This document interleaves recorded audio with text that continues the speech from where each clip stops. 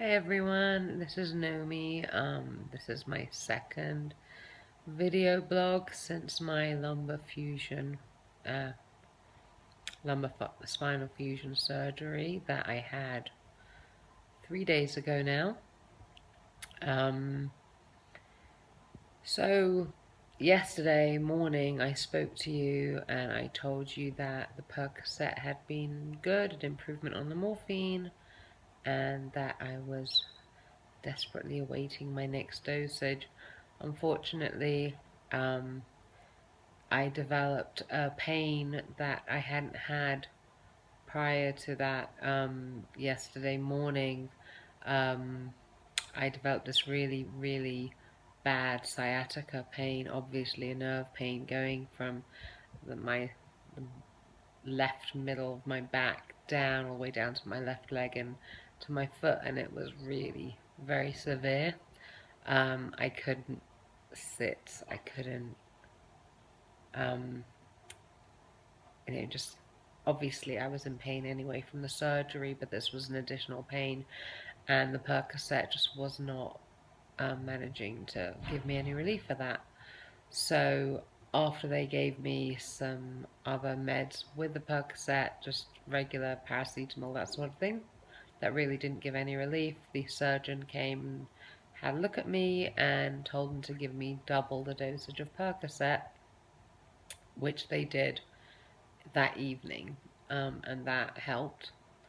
Unfortunately, because of this nerve pain, there seems to be some sort of the surgeon thinks that it's the nerve they had to sort of manipulate during surgery, and they think that there's possibly some blistering or swelling around it that is pressing on it and causing that pain.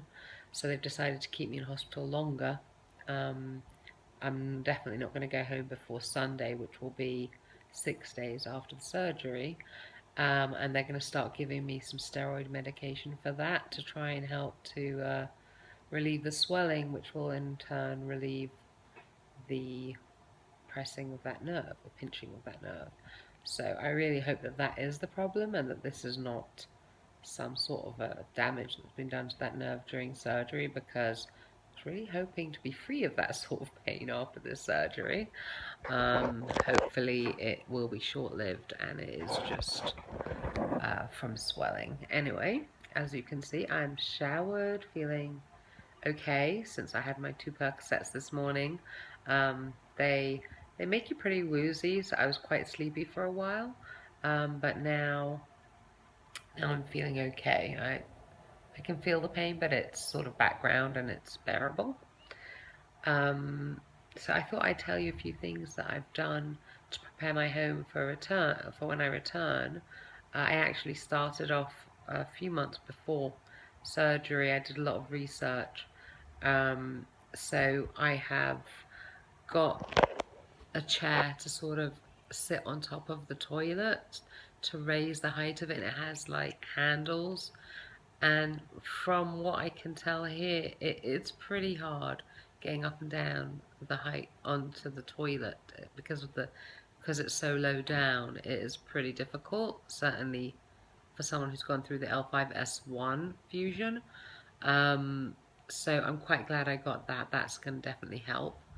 Um, I also got one of these tables similar to the hospital tables, and it actually, the surface of it, sort of, it can be angled so that if I do need to spend a fair amount of time there, I can read, I can put a laptop on it, I can eat. Now, it's really important to get up and walk around as much as possible, so I'm hoping to not have to be stuck there too much, but I'm glad I've got it. Um, Another thing that I did actually for the hospital visit as much as anything else was about 6 weeks before the surgery, I had my hair straightened. As you can see, it's kind of drying. This is without, I don't have a hair dryer here, but it is actually drying relatively straight. And I just was sort of thinking about how my fringe was going to just frizz up and I wouldn't be able to straighten it, and even though it sounds completely unimportant, it's these little things that can actually get you down quite a lot in hospital. You already feel under the weather, and if you sort of feel clean and fresh and that you look reasonable, it can make you feel better. Um, I discovered this on a previous hospitalization I had last year for something entirely different. So I'm glad I did that because I said my hair, I can't, even if I had a hairdryer here, I can't stand around and dry it. But it's okay. So I'm glad I did that. Um, One of the things that I was going to that I decided I would be talking about after the surgery, obviously not quite soon, is sex after fusion, because I looked up online. It was something that I'm considerably concerned about. Um, I would very much like to be able to have an active, fun, carefree sex life with my husband once this heals, and I really haven't found very much about it online. So I will be saying, obviously, I know that no one actually tells you how long it's going to take to be able to have sex again. The surgeon himself just says when you feel up to it. Well, what does that mean? So I'm assuming it's going to be a few months until we can start having sex. But I'd really like to know how long it's going to be until we can have fun sex. Not just really cautious, careful, gentle sex. So I will let you know about that as it develops. So 3 days after surgery, it's a little bit premature to be thinking about it, but I will tell you. So that's it really. As I said, the Percocet, the double dose is helping. Um, I'm off the morphine now. I'm really only taking now I'm not sure how much is in each pill, so I'll find out and let you know how much the double dosage is in milligrams. But I'm taking now double what they initially wanted to give me of Percocet, and I'm taking Zofran for the nausea that often the Percocet it makes you have. Um, and I did actually have a bowel movement, yay! Though I'd been eating things like vegetables to try and help things along, which my stomach does not tolerate vegetables usually. I usually avoid them like the plague, and I actually got nasty cramps and diarrhea at 3 in the morning. So not really the way I wanted it to go, but as most people get constipation from the Percocet and stuff, at least I managed to go. So that's good. Not sure what else there is to say.